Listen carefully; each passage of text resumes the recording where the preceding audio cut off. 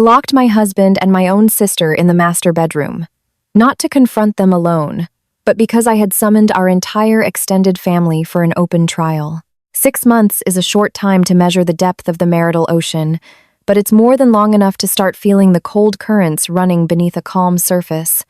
My name is Chloe. I'm 26 years old, married to Ethan, a man who, by any social definition, was the complete package. He was handsome, with a strong jaw that rarely smiled but was always captivating.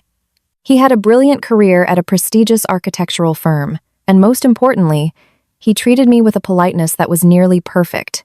Too perfect? Perhaps. That Saturday morning, we were planning to attend the wedding of one of Ethan's colleagues. I stood before the large mirror in our bedroom, admiring myself in a new, navy satin gown I'd just bought. I felt beautiful. The cut fit my body perfectly, accentuating my slim waist. The bedroom door opened. Ethan walked in, the scent of musk and fresh coffee clinging to him. He was already dressed in a sharp gray suit. His steps halted when he saw me. His eyes swept over my appearance from head to toe. There was no spark of admiration, just the analytical gaze of an architect inspecting a building's flawed foundation. "The color is too dark, Chloe," he commented flatly. He walked to my closet, opening it without asking. My smile slowly faded. "But it's the dress code, Ethan, and I love the cut. The cut is fine, but the color kills your aura. You are," he trailed off. His fingers deftly sorted through the hangers until they stopped on a champagne-colored dress with lace detailing at the neck. "Wear this one. It's more elegant, more classic." I stared at the champagne dress. It was an old one. Honestly, I didn't like the high collar. It felt matronly and aged me. "Ethan, I feel more confident in the blue one." Ethan turned, looking at me with an expression that was difficult to argue with. It wasn't anger, but disappointment, as if my choice was a fatal error. "Honey, I just want you to look perfect standing next to me. You're beautiful, but your taste sometimes needs a little polishing. Trust me, okay?" Those words, "your taste needs polishing." This wasn't the first time. Since we got married, Ethan had slowly taken control of what I wore, how I styled my hair, even the way I laughed. At first, I thought it was a form of a husband's care, wanting his wife to look her best. But over time, I felt like I was being chiseled into a new person. He didn't love me for who I was. He was trying to turn me into another version of myself. Or perhaps, a version of someone else. With a heavy heart, I changed out of my blue gown and into the one Ethan had chosen. When I came out of the walk-in closet, Ethan smiled, satisfied. He kissed my forehead. "Now this is my wife. Graceful, not tacky." I forced a smile, though my chest felt tight. In the car's rearview mirror on the way to the wedding, I looked at my reflection. The woman in the mirror was pretty, but she felt like a stranger. She wasn't Chloe. She was a doll dressed up by Ethan. And that question returned, nagging me like a pebble in my shoe. Who, exactly, was the standard of perfection in Ethan's mind? The news came a week later via the family group chat. "Olivia's back." My older sister, Olivia, had just finished a 3-year work contract in Paris. Olivia was the definition of the golden child. She was beautiful, smart, stylish, and always the center of gravity wherever she went. Since we were kids, I had lived in her shadow. Not because Olivia was mean she was a good sister, but because her light was so bright it made me seem dim. That night, my mother held a welcome home dinner at our parents' house. Ethan and I arrived early to help. Ethan seemed quieter than usual. He kept checking his watch, and the hand holding his glass of water trembled slightly. "Are you feeling okay, honey?" I asked, touching his arm. He flinched as if waking from a dream. "Huh? Oh yeah, just a little tired from work." At 7 p.m. sharp, the front door opened, and a cheerful commotion filled the hall. Olivia made her characteristically theatrical entrance. She wore a cream-colored trench coat, a silk scarf wrapped carelessly but artistically around her neck, and leather boots. Her wavy hair fell perfectly on her shoulders. "Chloe!" she shrieked, pulling me into a tight hug. The scent of her expensive perfume, a mix of vanilla and rose, instantly filled my senses. God, I missed my little sister so much. "Welcome back," I replied sincerely. I truly had missed her. Then Olivia released me, and her eyes landed on the figure behind me. Ethan was standing stiffly by the dining table. "Hello, Ethan," Olivia said, her voice dropping slightly, becoming a little more intimate. Or was that just my imagination? "Long time no see. Congratulations on the wedding. Sorry I couldn't make it." I turned to look at my husband, and in that instant, my heart felt like it stopped for a beat. Ethan wasn't just looking at Olivia. He was staring at her. His eyes were locked on her face with a frightening intensity. His pupils were dilated, his lips slightly parted as if he'd forgotten how to breathe. It wasn't the look of a brother-in-law greeting his sister-in-law. It was the look of a man who had found an oasis after being lost in the desert for a decade.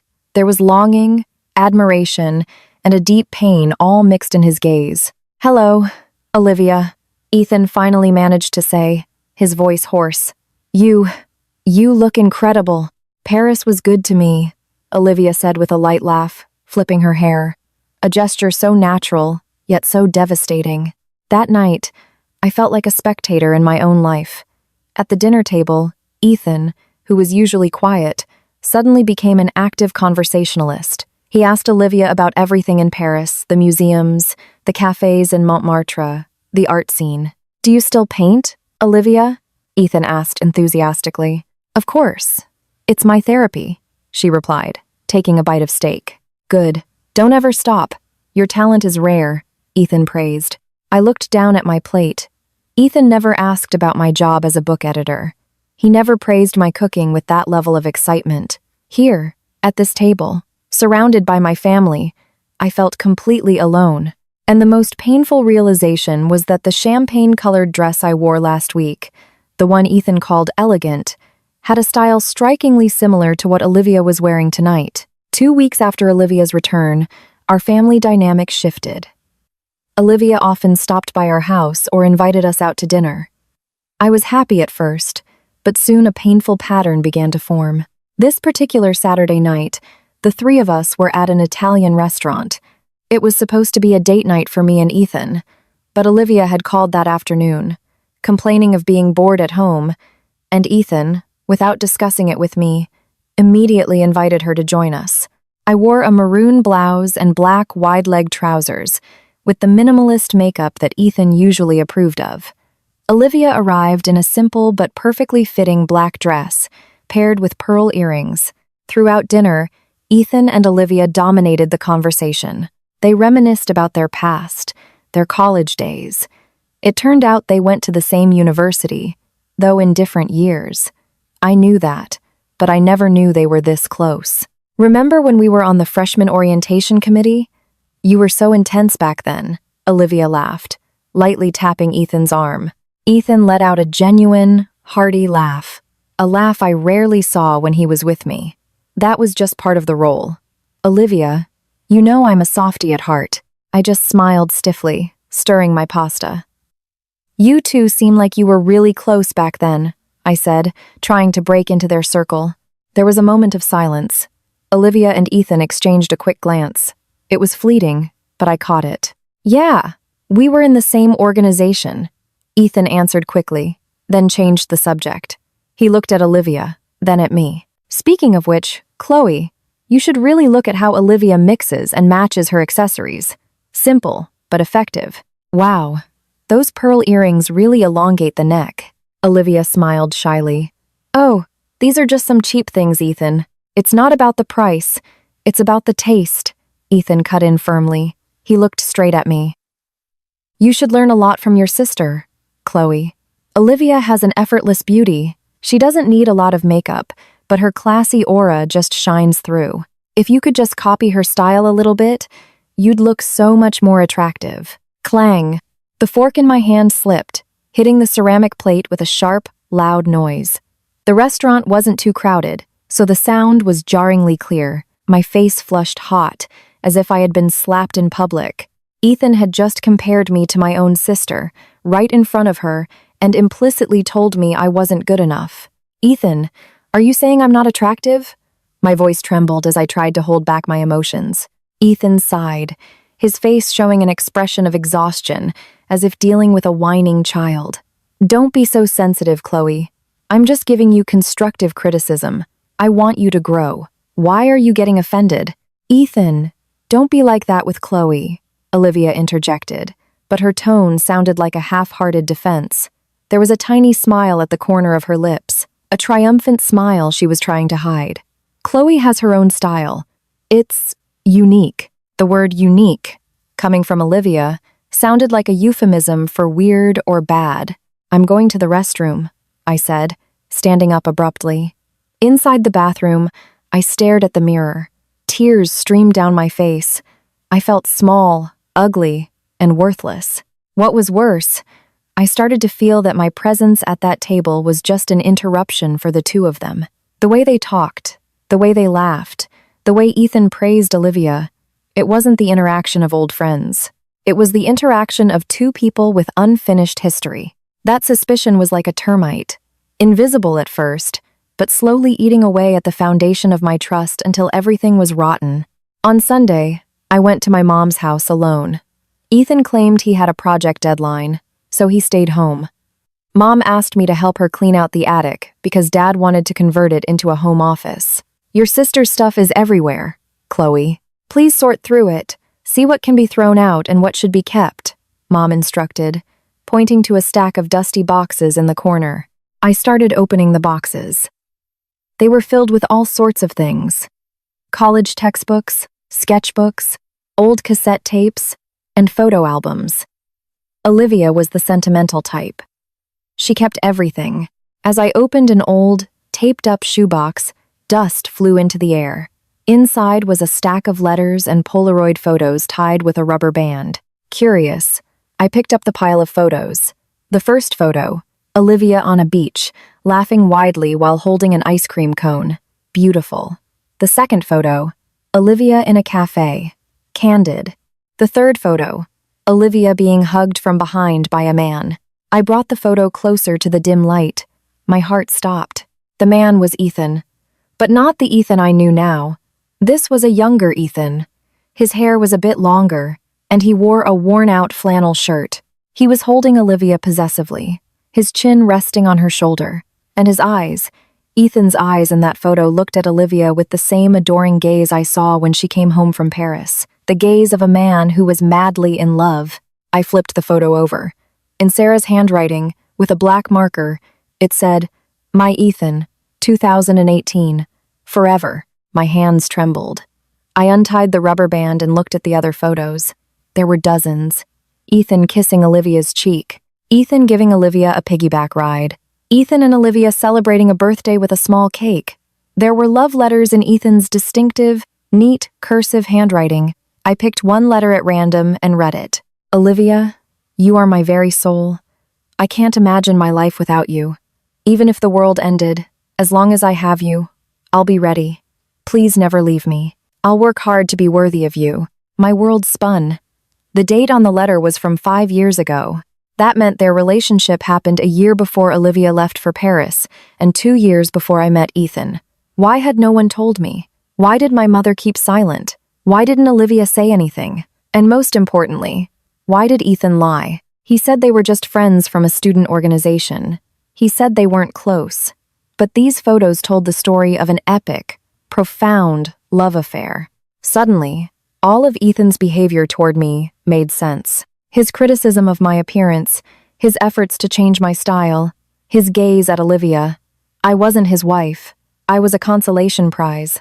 I was Olivia's understudy, a replacement he could mold to resemble the original. My tears dripped, blurring one of the photos. The pain wasn't just jealousy. It was the pain of being completely deceived by the two people I loved most. I took pictures of all the evidence with my phone. Then, with trembling hands, I put everything back in the box, taping it shut as if it had never been touched. I needed answers, but I couldn't be reckless. That evening, after returning from my mom's house, the atmosphere at home was frigid.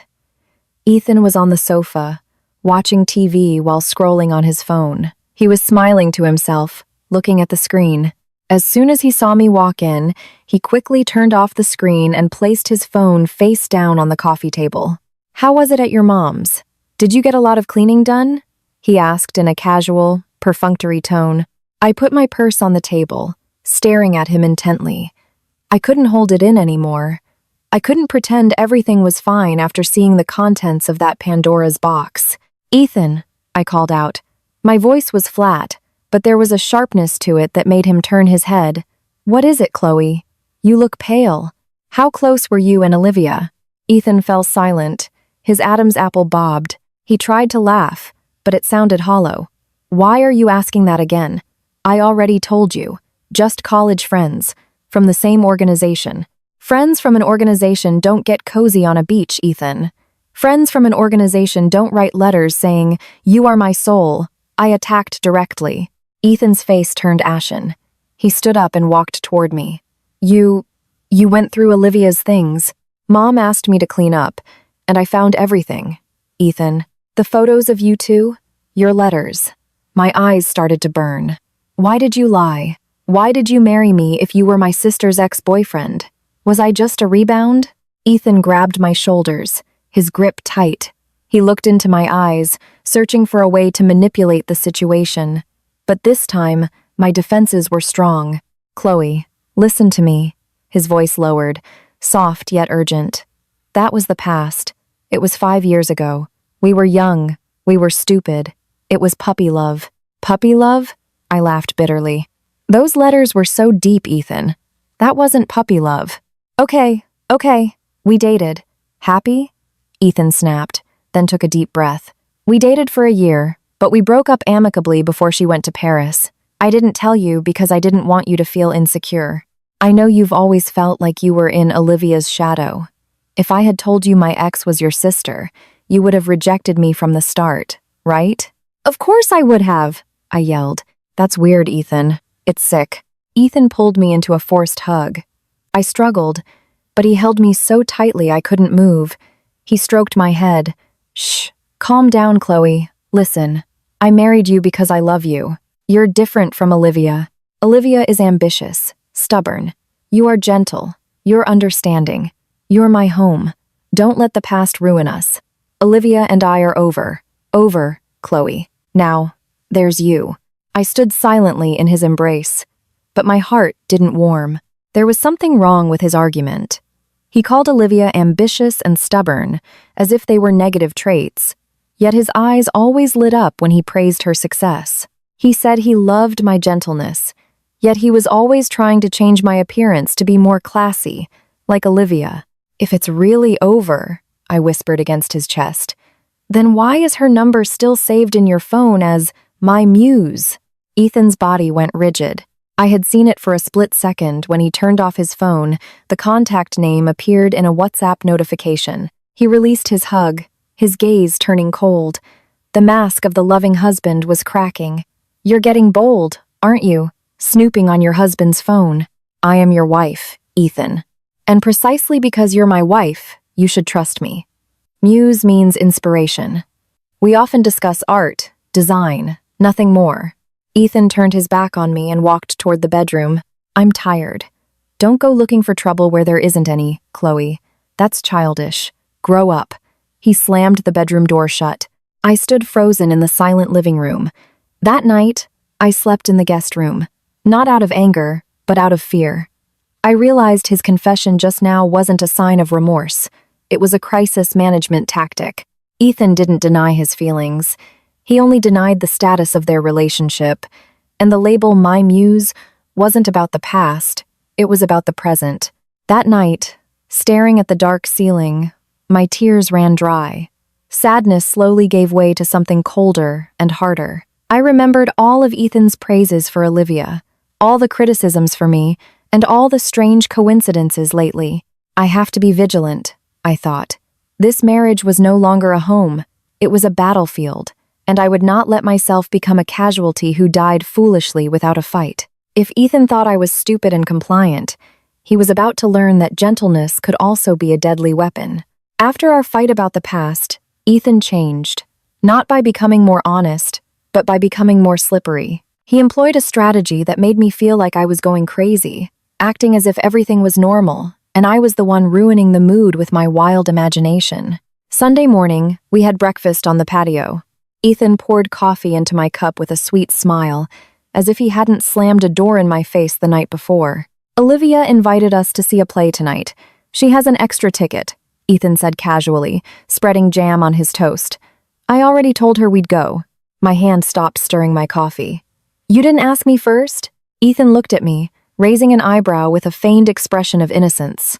Well, you like the arts, don't you? Besides, Olivia is alone. It would be a shame not to keep her company. You wouldn't want to be stingy with your own sister, would you? Ethan, we just had a huge fight about her. Don't you have any sensitivity at all? My voice rose an octave. Ethan put his toast down roughly. He let out a long sigh, the kind a parent gives a toddler throwing a tantrum. Chloe, please, don't start again. I was honest with you about the past, so we wouldn't have any secrets. But if you're just going to become paranoid like this, I regret being honest. You're so insecure. Being jealous of your own sister is a sickness of the heart, you know. Those words stabbed me right in the gut. A sickness of the heart. I'm not jealous of Olivia as a sister. I'm suspicious of your behavior, Ethan. What behavior? He challenged. I'm polite to her. I'm helping her readjust to being back here. Is that wrong? If I were mean to her, what would the whole family think? Do you want me to be a terrible husband and brother-in-law? His logic was a labyrinth, cornering me into a position where I was the villain. If I forbade it, I was a possessive wife, severing family ties. If I stayed silent, I was letting them play with fire. That night, we went. In the theater lobby, Olivia was waiting. She wore a stunning emerald green velvet dress.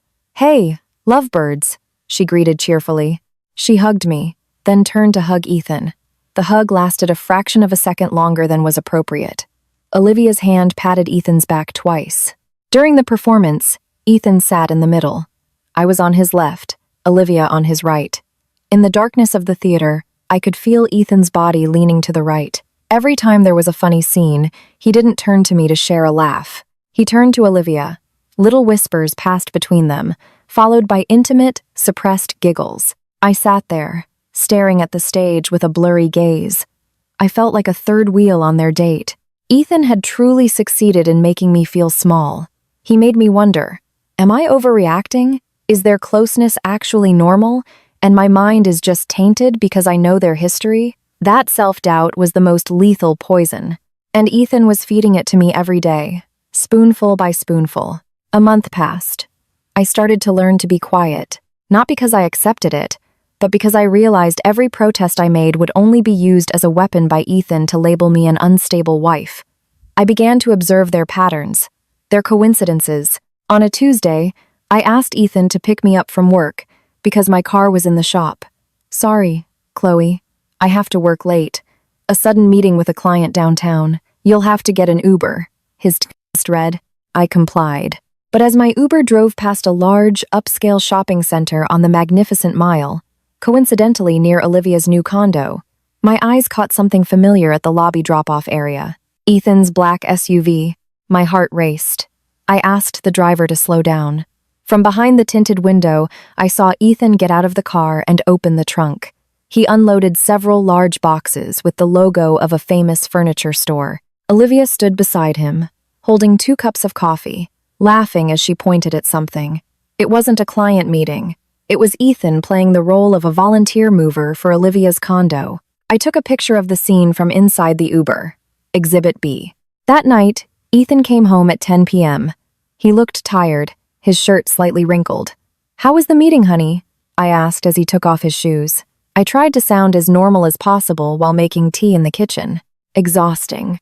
The client was so picky, kept asking for design revisions. He complained, massaging his neck. His acting was flawless.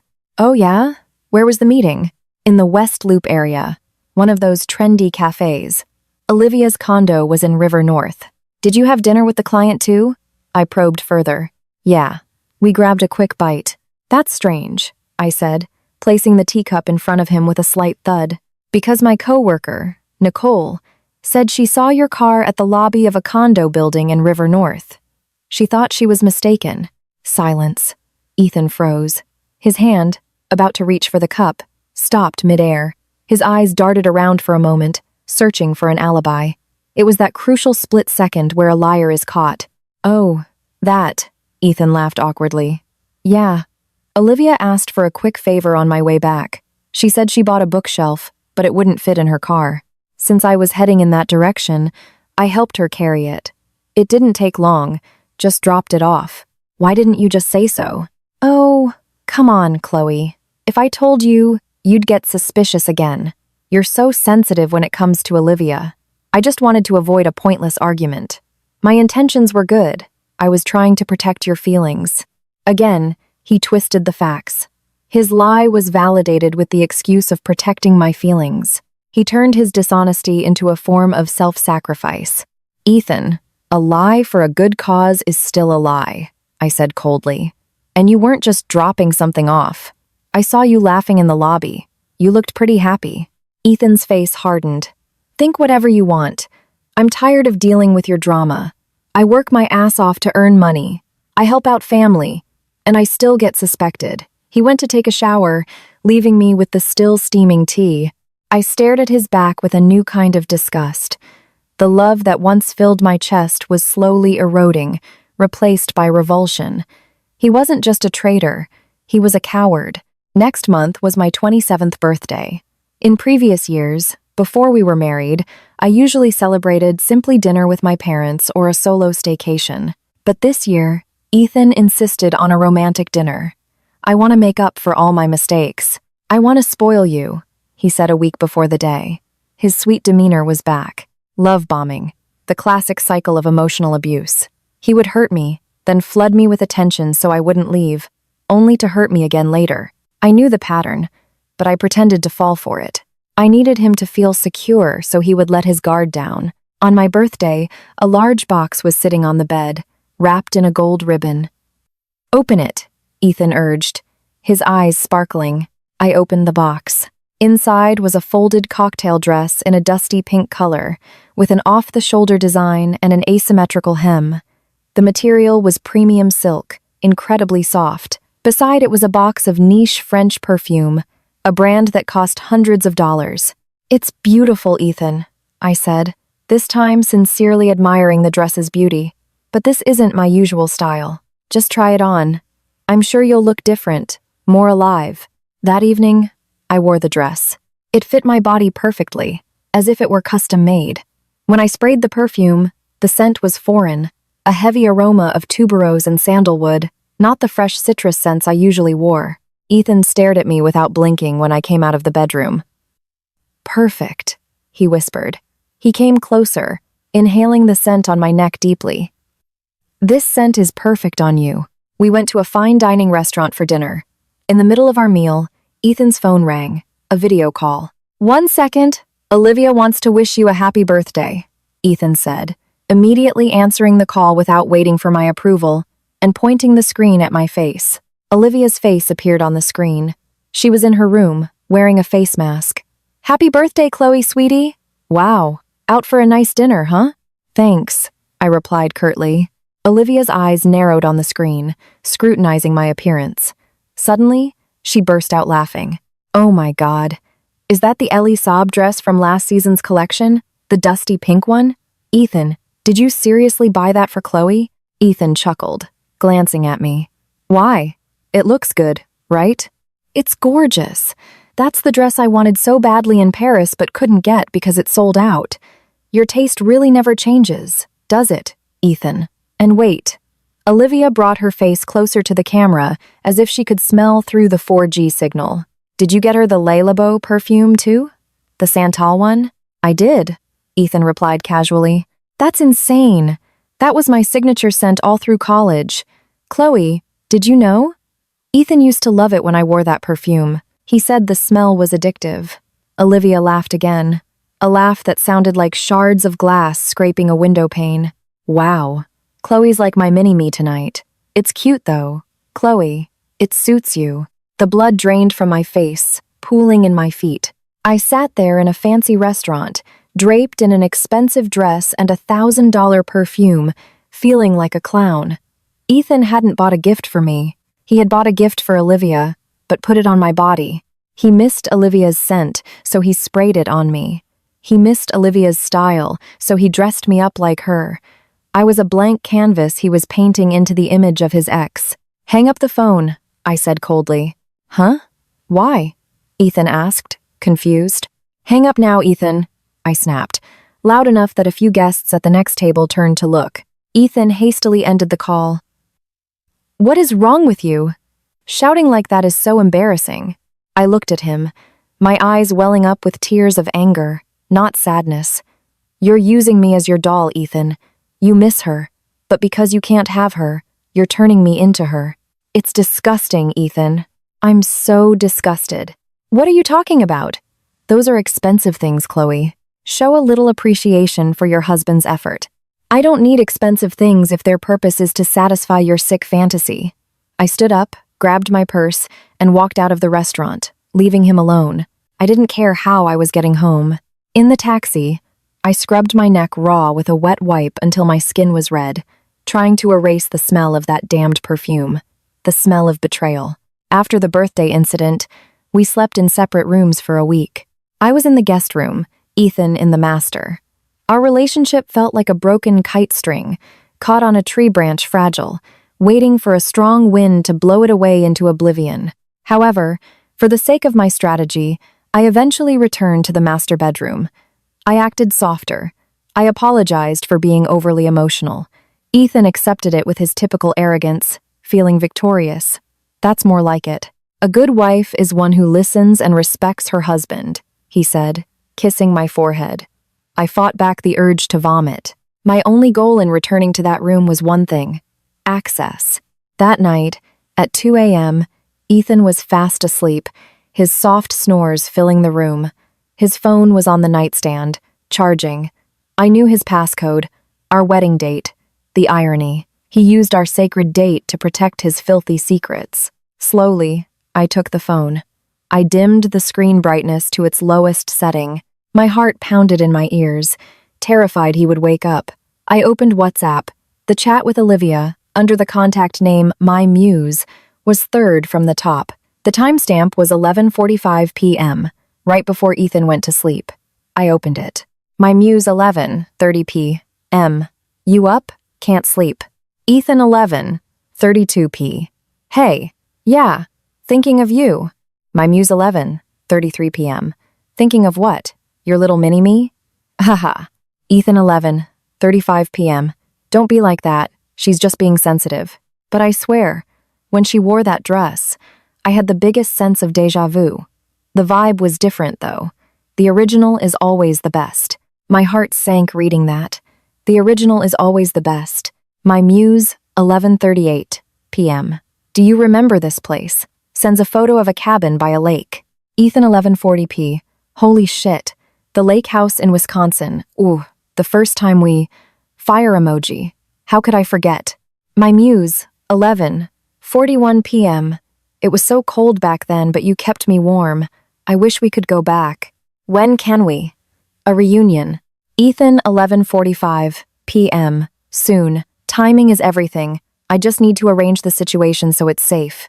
The phone almost slipped from my hand. Reunion. Arrange the situation. This wasn't just nostalgic reminiscing. This was a plan. They were planning a physical meeting.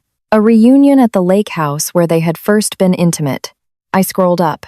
There was no explicit sexting, but the emotional intimacy was far more dangerous.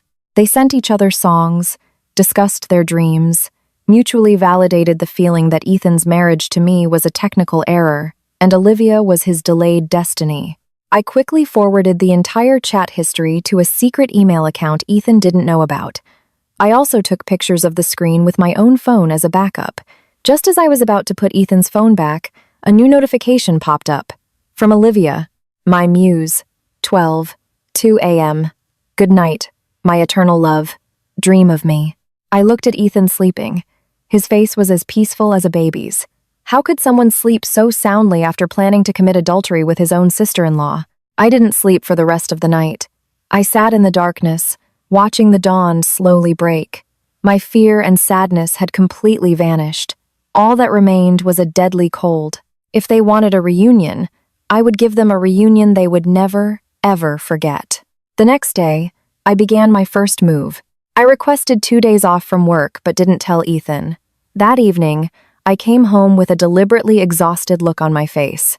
"Honey, I have some bad news," I said at dinner. "What is it?" Ethan asked without looking up from his gadget. "The office is sending me to Denver unexpectedly. There's a problem with our branch printer there. I have to leave tomorrow morning and stay for 2 nights." Ethan looked up. A flicker of excitement flashed in his eyes. It was incredibly fast, but I caught it. It wasn't the sadness of a husband being left by his wife. It was the glimmer of freedom. "Wow, that's so sudden." "Have you booked your flight?" he asked, his voice trying to sound concerned. "Already did. First flight out tomorrow. I'm sorry, honey. You'll be all alone here." "It's okay, Chloe. It's for your job. You just be careful. Focus on work. Don't worry about the house. I can take care of myself. I can take care of myself." Meaning, I'll be free to run wild.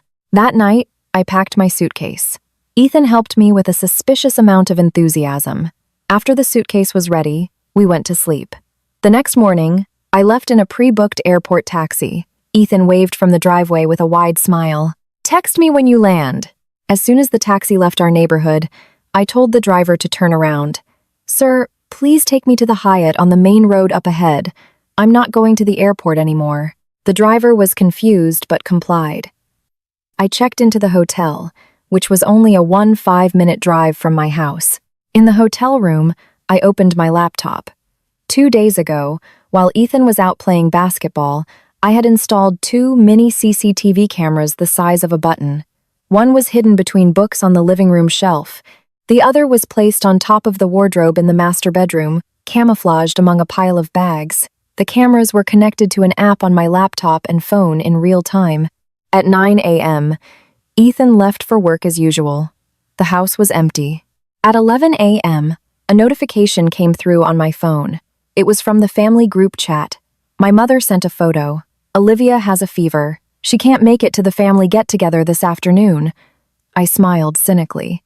Sick or preparing? At 4 p.m., Ethan came home from work earlier than usual. On my laptop screen, I watched him enter the house hastily. He didn't change into casual clothes. Instead, he showered and put on cologne again. He tidied up the bedroom, changing the bedsheets to a new set. A maroon silk set that was a wedding gift we rarely used.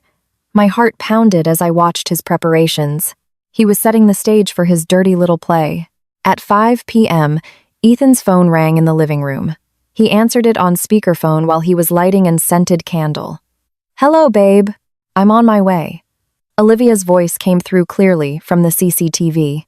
"Okay, I'll leave the garage door slightly open. Just pull straight in so the neighbors don't see," Ethan replied, his voice trembling with excitement. "Chloe's safe in Denver. We have until the day after tomorrow. Can't wait to see you. I miss your touch," Olivia cooed. Ethan hung up and then stood in front of the living room mirror, fixing his hair. He smiled at his own reflection. "Finally," he muttered. In my hotel room, I closed my laptop for a moment. My hands were ice cold. This was the proof I'd been waiting for, but visual evidence alone wasn't enough to destroy them in the eyes of a family that adored Olivia. I needed eyewitnesses. I needed to catch them in the act. I grabbed my phone and typed a broadcast message to the extended family group chat, uncles, aunts, my parents, my in-laws, everyone except Ethan and Olivia. "Hi, everyone. So sorry to bother you all. I am asking you, please, to gather at my house at 6 p.m. this evening. It's an emergency concerning the safety of my marriage. Please do not contact Ethan or Olivia beforehand. Please come, for my sake." After sending the message, I got ready. I put on all black clothing as if I were in mourning, because today, something was dying. My marriage, my respect for my sister, and my love for my husband. They would all be buried today. I left the hotel and hailed a cab. "This address, please." "And step on it," I told the driver. The hunt had begun. The digital clock in the corner of my laptop screen showed 5:15 p.m. Outside my hotel window, the Chicago sky was turning a dull orange, as if it shared the sense of foreboding that hung in the air. I sat cross-legged on the bed, staring at the screen, my eyes sore from not blinking. My heart was beating with a painful rhythm, pounding in my throat. On the screen, the view from the living room CCTV showed a sharp, black and white image. A white Honda CR-V pulled up in front of the gate. It was Olivia's car. Ethan came out the front door, jogging lightly towards the gate. His face was decorated with a wide grin he never gave me when I came home from work. He opened the gate hastily and guided Olivia's car into the garage. Good, I thought coldly. Walk right into the trap. After the car was parked and the garage door closed, a precaution to avoid prying neighbors, they both entered the living room through the side door connected to the garage. The CCTV camera captured the moment clearly. Olivia entered first. She was wearing a thin, cream-colored trench coat and sunglasses, even though it was late afternoon, styled exactly like a celebrity avoiding the paparazzi. Ethan followed behind her, immediately grabbing her waist and spinning her around to face him. They hugged, tightly, far too tightly for a sister and brother-in-law. Finally, Ethan's voice crackled through my laptop speakers, slightly distorted but clear enough. I've been going crazy waiting for you. Olivia laughed lightly, taking off her sunglasses and placing them carelessly on the console table, right on top of my favorite vase.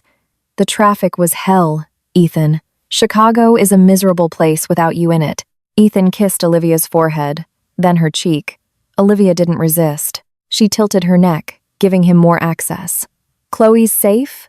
Olivia asked, her tone as casual as if she were asking about the weather. Safe. She just landed in Denver. Tonight, the world is ours. I clenched the hotel bedspread until my knuckles turned white.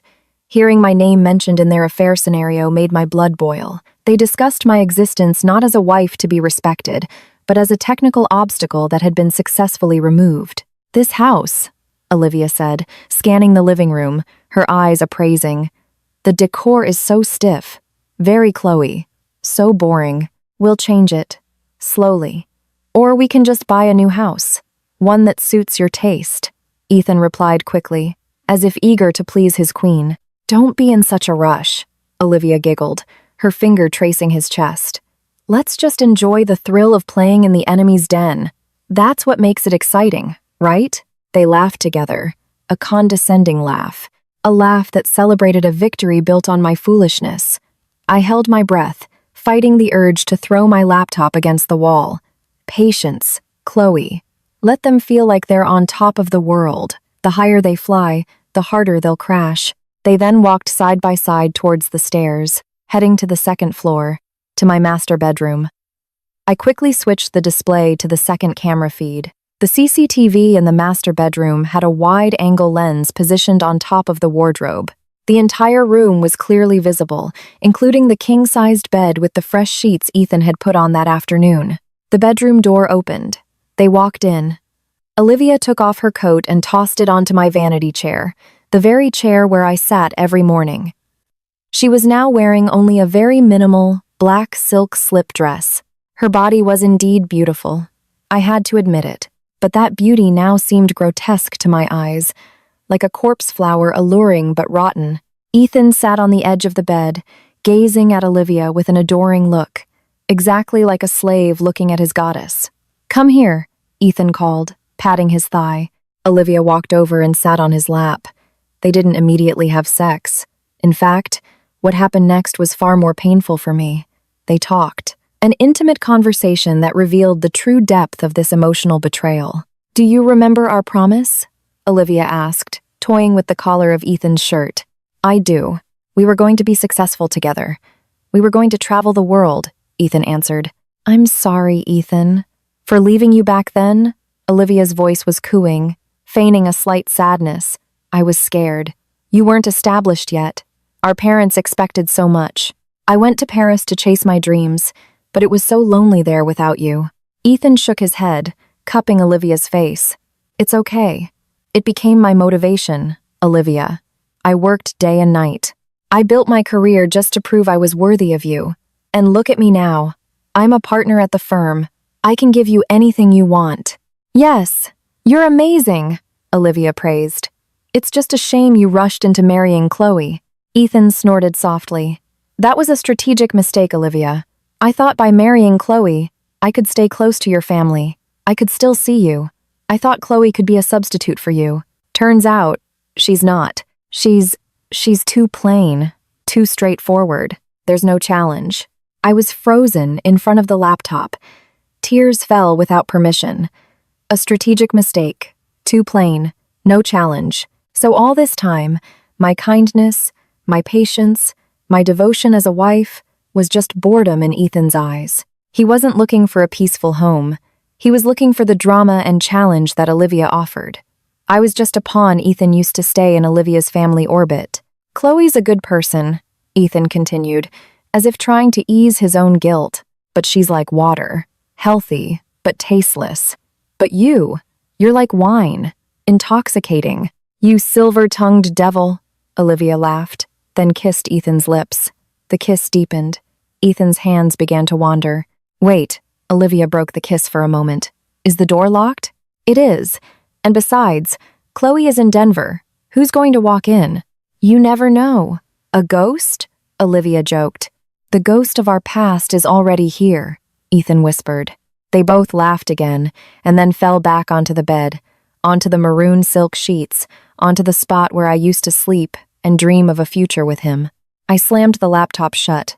My breath came in ragged gasps. A wave of nausea hit me, but I swallowed it down. There was no time to cry, no time for self-pity. They thought they were safe. They thought they were the winners. They were dead wrong. I grabbed my bag, put on a black hoodie and a face mask. I walked out of the hotel room with long, determined strides. It was time to go home. The taxi ride from the hotel to my house took only 15 minutes, but it felt like hours. The sky outside was completely dark. The evening call to prayer from a nearby mosque had just sounded, its melody creating an ironic soundtrack for the sin happening in my home. Ma'am, should I take the back roads?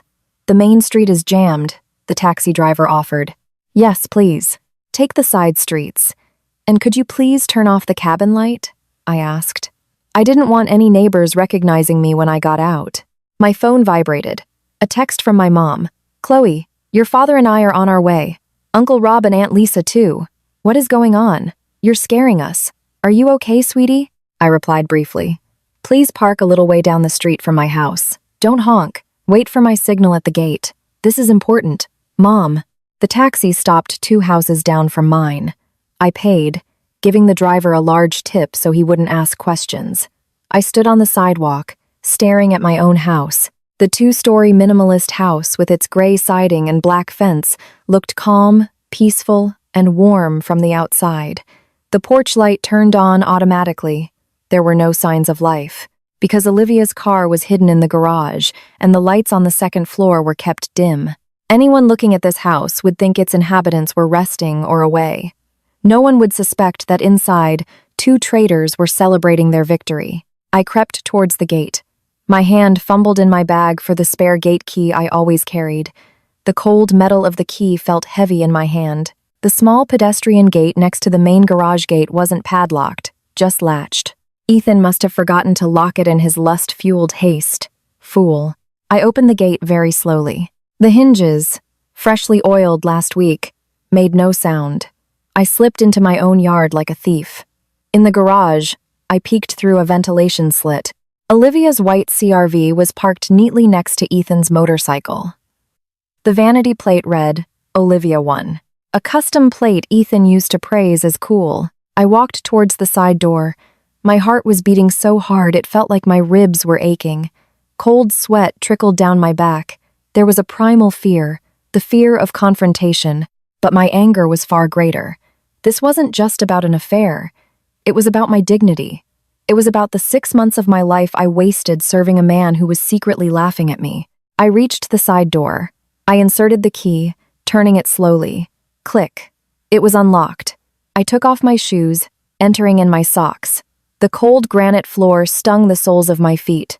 The house was silent, save for the hum of the refrigerator from the kitchen. But from upstairs, I could faintly hear music. Instrumental jazz, Ethan's favorite playlist for setting the mood. I took a deep breath, filling my lungs with courage. I was no longer Chloe, the obedient wife. Tonight, I was Chloe, the executioner. I started climbing the stairs, one by one, soundlessly. The second floor was dimly lit, only a soft yellow glow from the hallway sconces. The master bedroom door, the room that should have been the most sacred space in our marriage, was slightly ajar. A gap of about 4 inches. Ethan was careless. Or perhaps so confident that I was in Denver, hundreds of miles away, that he didn't feel the need to close it properly. Through that gap, I could see their shadows moving on the wall. The light from inside came from a bedside lamp and the scented candles on the nightstand. I could smell them from the hallway, a cloying mix of lavender and musk. I crept closer to the door. My trembling hand reached for the phone in my jacket pocket. I opened the camera app in video mode. Flash off, shutter sound off. I aimed the lens through the gap in the door. The scene inside made my stomach churn. They weren't having sex. That was apparently over. They were now in an intimate afterglow phase. Ethan and Olivia were lying on the bed, half naked, covered by a blanket up to their waists. Ethan was running his fingers through Olivia's hair, while her head rested contentedly on my husband's bare chest. "We should do this more often," Olivia murmured. "I need this recharge." "Whenever you want, my muse," Ethan replied softly. He picked up a glass of wine from the nightstand, took a small sip, and then passed it to Olivia. She drank from the same glass, their lips meeting on its rim. "What about Chloe?" Olivia asked again. It seemed she was obsessed with discussing her victory over me. "Aren't you afraid she'll get suspicious?" Ethan chuckled dismissively. "She's easy to fool, Olivia. All I have to do is praise her a little, buy her something, or act sweet, and she melts. She's too in love with me. Love makes people stupid." I recorded everything. Every word, every inch of that humiliation. "You're so mean," Olivia said, lightly hitting his chest. But she was laughing. But thank God for that. If she were smart, we couldn't be doing this.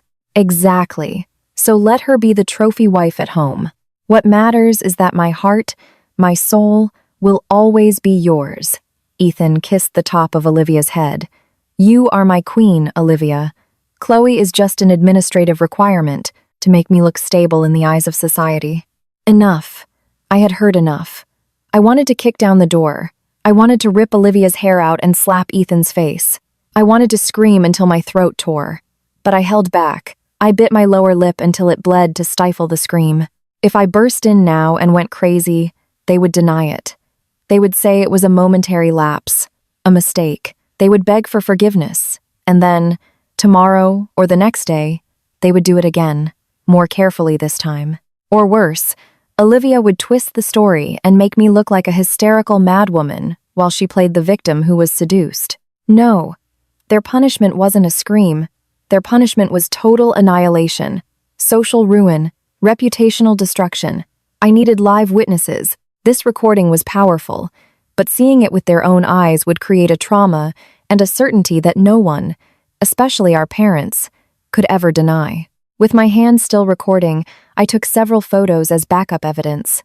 The flash remained off. They were too lost in their own world to notice the camera lens spying from behind the door. I backed away slowly, the heaviest steps of my life, leaving my husband embracing another woman in our bed. I went down the stairs, my legs feeling like jelly.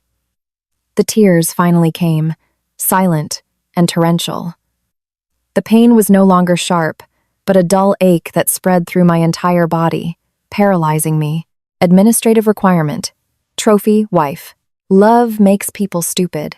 From this moment on, those words would fuel my hatred. Goodbye, stupid Chloe. Hello, heartless Chloe. I reached the ground floor. I wiped my face roughly with my jacket sleeve, erasing the tears. Now was not the time to cry. Now was the time for execution. I went out the side door again. This time, I took out a second set of keys.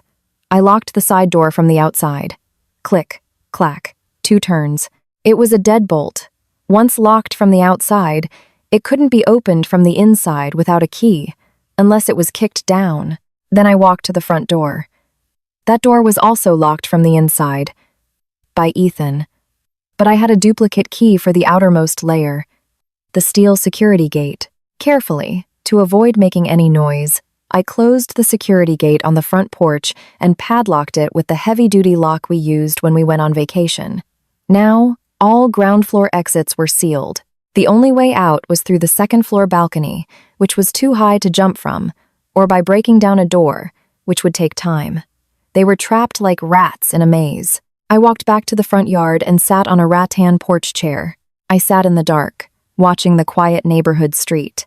At 6:15 p.m., 3 cars drove down my street in a procession. My father's black SUV, my Uncle Rob's minivan, and my in-laws' old sedan. They had arrived. As per my instructions, they parked about 20 yards away from the gate so the engine noise wouldn't carry to the master bedroom. I stood up, walking unsteadily towards the gate to greet them. My mother was the first one out of the car. Her face was etched with worry. She half ran towards me. "Chloe! Oh my God, honey!" my mother whispered, half shrieking, when she saw my condition. My face was pale, my eyes swollen, and I was dressed in all black. "What happened? Where's Ethan? Are you sick?" My father followed behind her, his face tense. My in-laws, Ethan's mother and father, looked confused and scared. "Chloe, what is this? Why the sudden gathering? Where's Ethan?" my mother-in-law asked, her voice trembling. I didn't answer. I just looked at them, one by one, a vacant stare. "Come in, Mom, Dad, Uncle, Aunt." My voice was hoarse, like someone who hadn't had water in days. "Please, no noise. Leave your shoes on the porch." "But what's going on?" my father pressed, his parental instincts sensing danger. "You'll see for yourself, Dad," I replied coldly. "I can't explain it. Let your own eyes do the talking." I opened the gate wide, letting the family procession enter my yard. There were 8 of them in total. My parents, my in-laws, Uncle Rob, my father's older, respected brother Aunt Lisa, and my 2 male cousins whom Uncle Rob had brought along for backup. The atmosphere was heavy and silent, broken only by the sound of their footsteps on the driveway. When they saw the white Honda CR-V in the garage, my mother frowned. "Wait, isn't that Olivia's car? Is Olivia here?" "Yes, Mom," I answered curtly. "She said she was sick earlier," my mother mumbled, her confusion growing. I led them to the front door. "I've padlocked this door from the outside. The side door is also locked. They're inside." "They?" my father-in-law asked sharply. "Who is they?" I looked my father-in-law directly in the eye. "My husband and my sister. In my bedroom." The sentence was like a bolt of lightning on a clear day. My mother gasped, covering her mouth with her hand, her eyes wide with horror. My father's face turned a deep red, his jaw clenched. My mother-in-law clutched her chest, nearly collapsing if not for my father-in-law holding her up. "Don't you dare joke about this, Chloe," my father snapped in a hushed, angry tone. "That's a vile accusation." I didn't defend myself. I reached into my pocket and pulled out the key to the padlock. "I'm not accusing, Dad. Please, come in. They're on the 2nd floor. The bedroom door isn't closed all the way. Go up the stairs quietly, so they don't have time to prepare." I unlocked the security gate, the clack of the metal loud in the night silence. Then I unlocked the main door with my house key. The door swung open, revealing the dark living room. "Please," I said, stepping aside, making way for the judges to enter their courtroom. "I'll wait here." My father entered first, his steps wide and filled with rage. He was followed by Ethan's trembling parents, then Uncle Rob and the others. I remained on the porch. I didn't want to see the raid. I didn't need to see it. I only needed to hear it. And sure enough, 30 seconds later, a thunderous roar erupted from the 2nd floor, my father's voice, shattering the night's silence and destroying the reputations of the 2 people inside forever. "You filth! What are you doing?" It was followed by Olivia's hysterical scream and the sound of something crashing. I leaned against the porch wall, looking up at the starless night sky. A cool breeze brushed against my face. But for the first time in 6 months, I felt completely and utterly free. The cage was locked. The trial had begun. My father's shout was like the eruption of a long-dormant volcano. Its tremors vibrated through the walls of the house, down the concrete floors, and reached my ears as I leaned against the porch wall. After that initial roar, a chaotic symphony of noise followed. The sound of heavy footsteps running, things crashing, perhaps a lamp or a vase, and the high-pitched, hysterical sobs of a woman. That was Olivia's voice. I didn't move. I remained on the porch, letting the night air chill my skin. I imagined the scene unfolding upstairs. My father, probably grabbing Ethan by the collar, my mother, maybe slapping the face of her golden child, my in-laws, likely collapsing to the floor, their legs unable to bear the weight of their shame. 5 minutes passed, stretching out like elastic. The front door swung open. From the darkness of the living room, the procession descended. The sight before me was a perfect portrait of devastation. My father and Uncle Rob were dragging Ethan. My husband, the man who was always so impeccably dressed and composed, looked pathetic. His shirt was unbuttoned, his face was flushed, and a bruise was already forming at the corner of his lip. My father must have hit him. Behind them, my mother and Aunt Lisa were supporting Olivia. My sister, the Parisian star, was a wreck. Her hair was a tangled mess. Her eyes were swollen, and she was wrapped only in a thick comforter, covering a body I assumed hadn't had time to get dressed. Lastly, my father and mother-in-law walked with their heads bowed low. My father-in-law's shoulders were shaking with silent sobs. Their family's honor had been shattered in a matter of minutes, in their own daughter-in-law's house. "Sit down," my father barked, throwing Ethan onto the living room sofa. Olivia was placed on a single armchair opposite him, still sniffling. "It hurts. Mom, don't be so rough," she whined. "You be quiet," my mother snapped.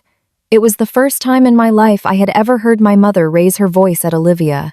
Her tone for Olivia had always been soft, full of adoration. Tonight, that tone was gone, replaced by pure disgust. I finally stepped inside. I closed the front door slowly, locked it again, and pocketed the key. No one was leaving until this trial was over. All eyes turned to me as I stood at the edge of the living room. Ethan lifted his head, his red-rimmed eyes locking on mine. There was a flash of anger in them, as if I had trapped him. As if I were the villain. "You did this, Chloe. You planned all of this. You faked going to Denver."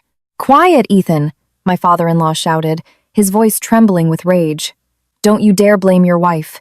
You're the animal here." I walked calmly across the room, past all of them, and sat on a wooden chair in the corner near the television. It was a strategic position. I was not the defendant. I was the prosecutor. "Go ahead, Dad," I said flatly. Court is now in session. The air in the living room was thick, as if all the oxygen had been sucked out. "Explain." My father's voice was low but lethal. He stood with his hands on his hips in the middle of the room, looking back and forth between Ethan and Olivia. "What did we just see? What were you two doing in your own sister's bedroom?" Olivia began to cry louder, a classic tactic to gain sympathy. "Dad, it's a misunderstanding. I just stopped by, and then I got a headache. Ethan was just massaging my head." "I swear to God, Dad." "Massaging her head?" My mother-in-law interjected, her voice shrill. "Massaging her head until you're both naked? Do you think we're stupid, Olivia? We have eyes. You were both in bed, hugging. It was cold from the AC, Auntie. I was just borrowing the blanket." Olivia continued to grasp at straws, weaving an increasingly absurd web of lies. Ethan, realizing Olivia's excuses were too ridiculous, tried a different approach. He looked at my father with a pleading face. "Dad, please forgive me. It was a moment of weakness. The devil tempted me. Olivia came here crying, talking about her ex. I just wanted to comfort her. I had no other intentions. I swear." I snorted softly. The devil made me do it. Classic. Men always blame some unseen entity when they're caught unable to keep their zippers up. "A moment of weakness?" Uncle Rob repeated cynically. "So weak that Chloe had to padlock the doors from the outside? That means she's known for a while." "Chloe, how long have you known?" Everyone turned to look at me. I straightened my back. "I suspected it 2 months ago." "Why did you stay quiet, honey?" my mother asked softly, tears streaming down her wrinkled cheeks. "Because if I had spoken up without proof, Ethan would have called me crazy. Olivia would have said I was insecure and blindly jealous." I answered calmly, staring daggers at Olivia. She looked away.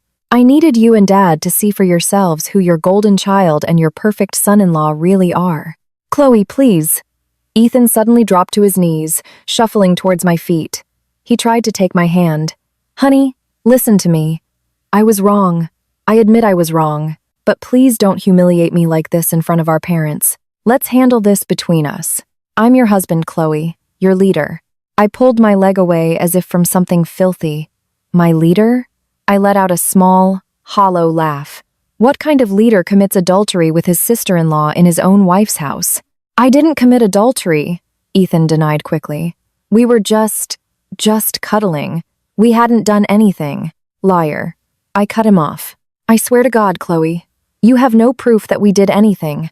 Ethan started to panic, his voice rising. He was trying his last-ditch gaslighting attempt, betting that I had only seen them hugging. I stood up slowly and picked up the HDMI cable from the TV stand. You think my only evidence is what I saw with my own eyes? I asked, plugging the cable into my laptop, which I had already prepared in my bag. The 50-inch smart TV in the living room flickered to life, mirroring my laptop's desktop. Technology is honest, Ethan. It can't lie, it can't gaslight, and it can't have a moment of weakness. I clicked on the most recent video file. The video started playing. The black and white footage from the bedroom CCTV filled the large screen. The image quality was HD, the sound crystal clear thanks to the expensive, sensitive microphone I'd bought. On the screen, Ethan and Olivia entered the room. They kissed. Hands wandered. They fell onto the bed. The living room went silent, utterly silent. Even Olivia's sobs stopped instantly. Her face was ashen, like a corpse. Ethan was frozen, his eyes wide, staring at the TV as if he were seeing a ghost. My mother covered her face with a sofa cushion, unable to watch. My father turned away, his hands clenched into trembling fists. I fast-forwarded the video past the disgusting physical parts, right to the after-sex conversation.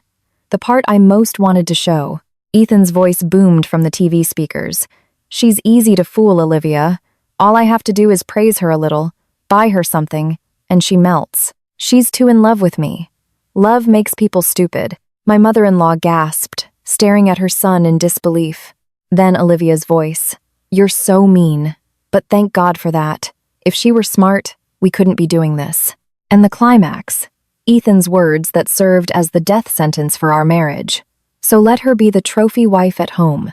What matters is that my heart, my soul, will always be yours. You are my queen, Olivia. Chloe is just an administrative requirement to make me look stable in the eyes of society. I hit the pause button. The image on the screen froze at the exact moment Ethan kissed Olivia's forehead. The file name was clearly visible. Adultery, Proof, 4. MP, 4. I turned to face them. Administrative requirement, I repeated slowly. Trophy wife. I looked at Ethan. That's me in your eyes, Ethan. Just a formality to make you look successful. So people wouldn't call you a pathetic bachelor who couldn't get over his ex. Ethan couldn't answer. His mouth opened and closed like a goldfish out of water. No more denials, no more arguments about just massaging her head. The proof was naked and brutal. You shameless boy, Ethan. My father-in-law stood up and slap. A hard slap landed on Ethan's cheek, so forceful it snapped his head to the side. I raised you to be a responsible man, not a coward who plays with someone's daughter. My father-in-law yelled. He clutched his chest, his breath coming in ragged gasps. My mother-in-law rushed to help him sit back down. My father walked towards Olivia. She looked down, her body trembling violently. She knew her golden child shield had been shattered. Olivia! My father's voice trembled. I sent you overseas to study. I boasted about you to everyone. I always told Chloe to be more like her sister. And this is who you really are? A homewrecker who betrays her own sister. Dad, I'm sorry, Olivia sobbed, trying to take my father's hand. He snatched it away. Don't touch me. You disgust me. Those 3 words, you disgust me, must have destroyed Olivia more than anything. She was a child who thrived on parental validation, and tonight, she lost her life source. In the midst of the devastation, something interesting happened. The true love alliance between Ethan and Olivia began to crack under pressure. It was Ethan's idea, Dad.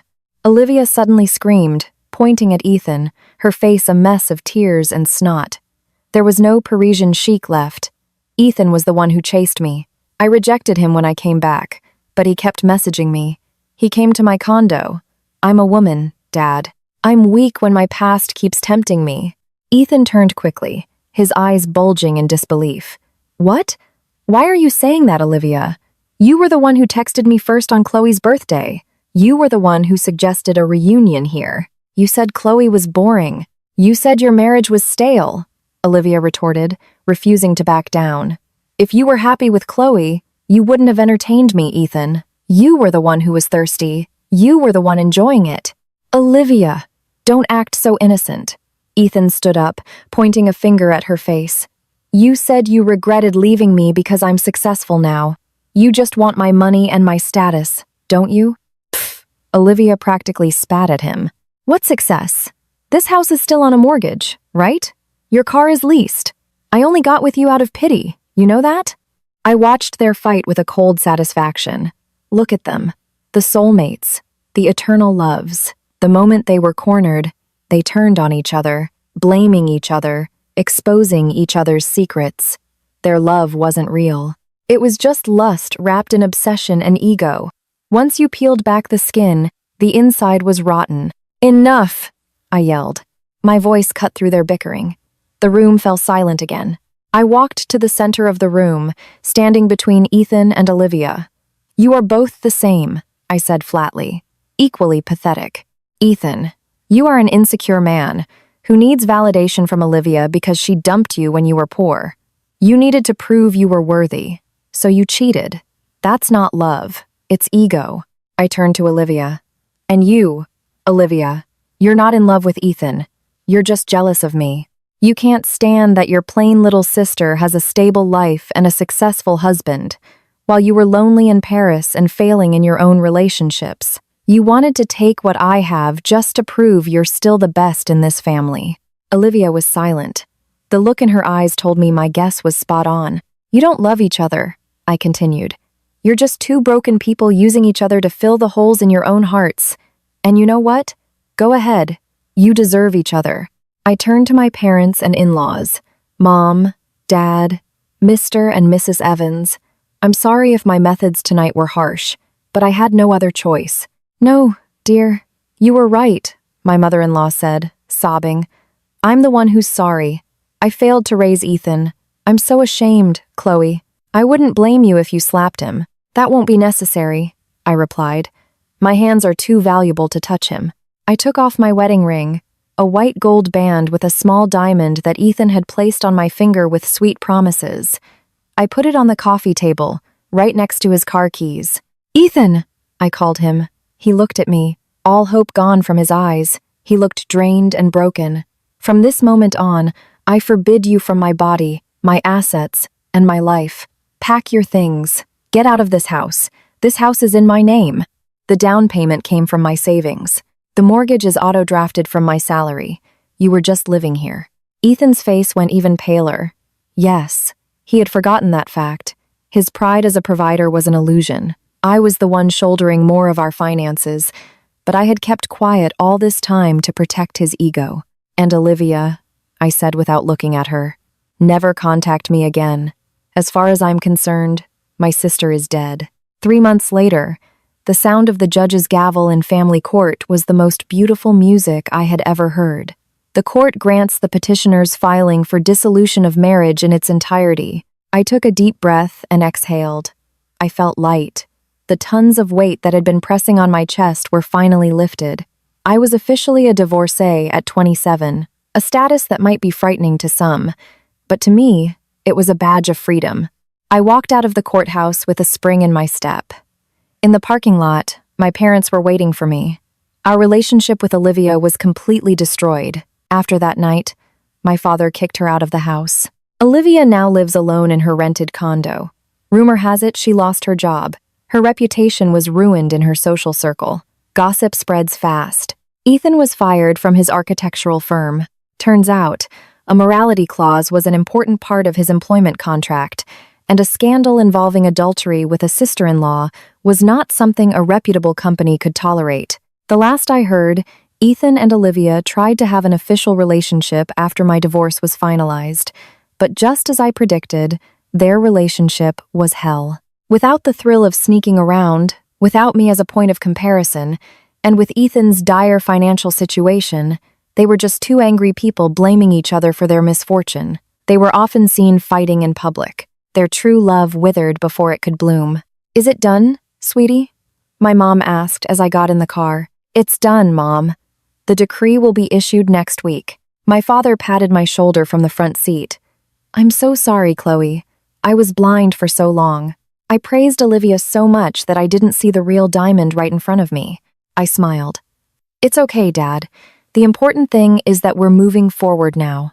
The car moved through the Chicago streets. I saw my reflection in the side mirror. I had cut my hair short into a fresh bob. I was wearing a bright white shirt and coral lipstick. No more dusty pink dresses chosen by Ethan. No more tuberose perfume that belonged to Olivia. I was Chloe. I was not anyone's shadow.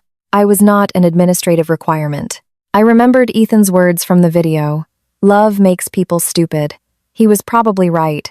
I was once stupid because of love, but the pain had educated me into a genius. And starting today, I would build my own life. A structure that was strong, beautiful, and most importantly, entirely mine. The sky outside was bright. A new dawn had broken, and its light felt warm on my face.